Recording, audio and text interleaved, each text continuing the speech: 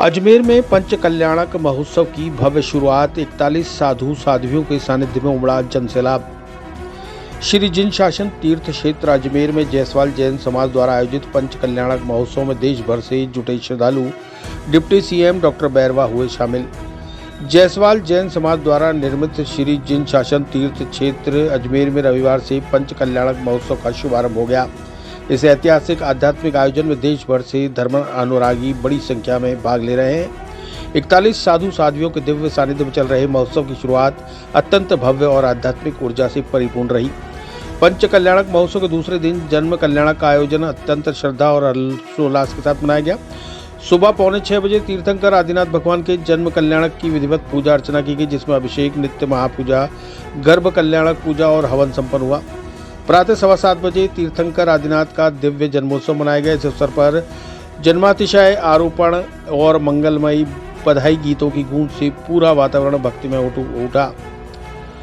सुबह 9:15 बजे आचार्य श्री वसुनंद जी महाराज का मंगल प्रवचन हुआ, जिसमें उन्होंने तीर्थंकरों के जीवन चरित्र और पंच कल्याणक की महत्ता पर प्रकाश डाला। इसके बाद प्रातः 9:30 बजे सौधर्म इंद्र द्वारा अयोध्या नगरी की प्रदक्षिणा, इंद्राणी का तीर्थंकर बालक को लाना और सौधर्म द्वारा दर्शन की सजीव झांकी प्रस्तुत की गई, जिसने उपस्थित श्रद्धालुओं को आत्मविभोर कर दिया।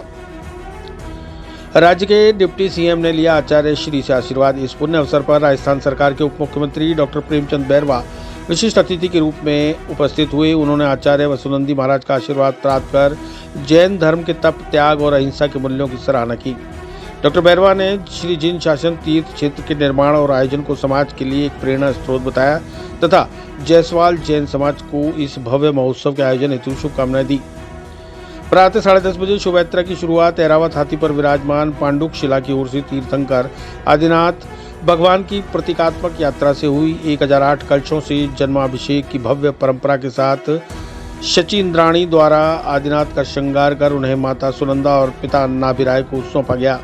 ये भव्य शोभा यात्रा अयोध्या नगरी से प्रारंभ होकर होटल क्लार्क स्थित सुमेरु पर्वत तक पहुंची, जहां पांडुक शिला पर भगवान आदिनाथ का जन्माभिषेक संपन्न हुआ। जुलूस में करीब 15,000 से ज्यादा श्रद्धालु शामिल हुए।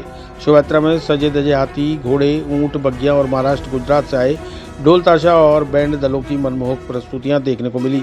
महोत्सव में बने सभी पौराणिक पात्र आकर्षक वेशभूषा में शोभायात्रा में शामिल हुए। ये दृश्य मानो त्रिकालदर्शी चित्र बनकर जीवंत हो उठा। पूरे मार्ग को भगवती ध्वजों, पुष्प वर्षा और तोरण द्वारों से सजाया गया। संध्याकालीन कार्यक्रमों में आध्यात्मिक और सांस्कृतिक छटा।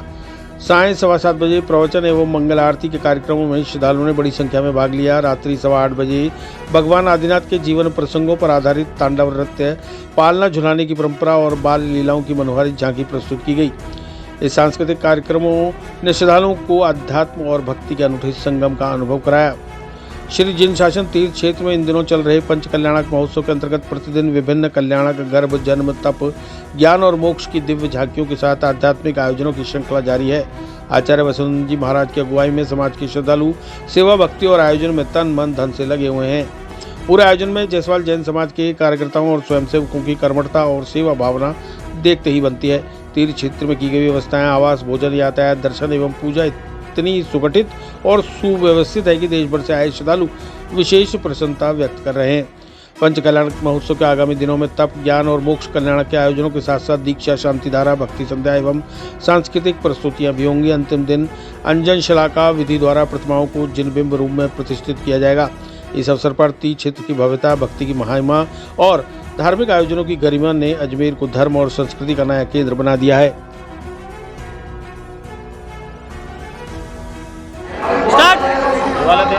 जैन समाज के कार्यक्रम में आपने शिरकत की, क्या आपको संदेश देना चाहेंगे, क्या कुछ मैसेज? यही कहूँगा, आज ये पंच कल्याण अजमेर में हो रहा है और आज जो जन्म कल्याण उत्सव है उसके ऊपर यहाँ पे ये भव्य आयोजन हो रहा है। इसमें हमारे इस मानव को एक आध्यात्मिक ज्ञान से और मानव के प्रति प्यार और प्रेम रहने की कहूँगा कि हमारे जितने ऋषि मुनि हैं, जिनके प्रवचन सुन के एक अच्छा जीवन जिए, हर मानव की हम सहायता करें और एक समरसता का भाव पैदा करें। आज मांगे भी की गई है महाराज जी के माध्यम से राज्य सरकार से।